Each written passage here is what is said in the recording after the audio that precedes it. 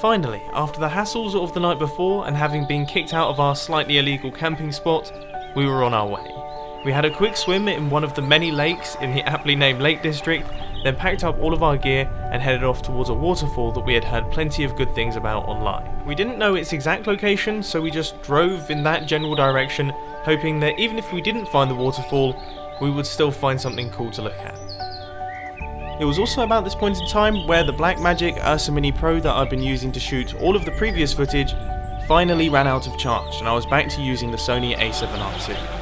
Now there are some fundamental differences between these two cameras. Of course there are. I mean, one of them's a full-size video camera, the other one's just a little mirrorless system camera. But going from one to the other really did highlight them to me. I mean, the Sony just doesn't have the same usable dynamic range. It compresses the footage considerably more, and most importantly for me, the colours that come out of the Sony just aren't as nice as the Blackmagic Ursa, and they require a lot more work in post to get them looking anywhere near as good.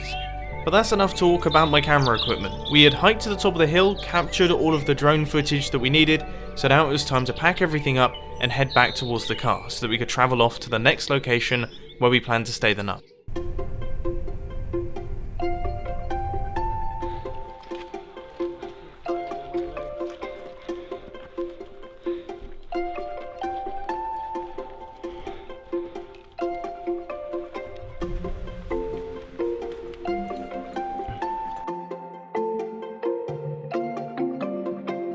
Food.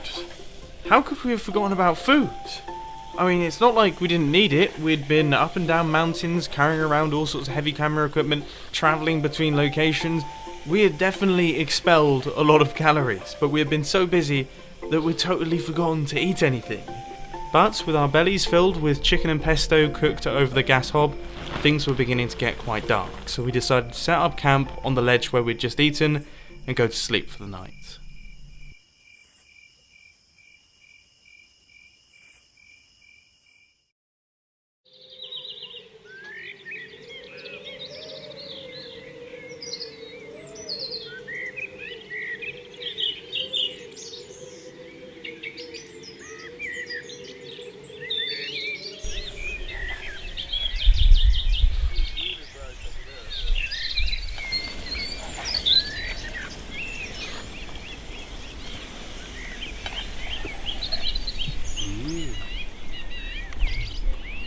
How was it? Yeah. Fancy. After a little bit of breakfast, it was time to actually go to the top of the mountain that we'd spent the previous night camping on.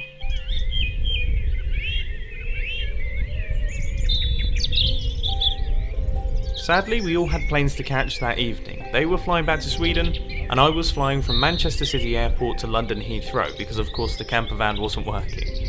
Now we only had 4 hours between being at the top of the mountain and actually being on the plane in the airport.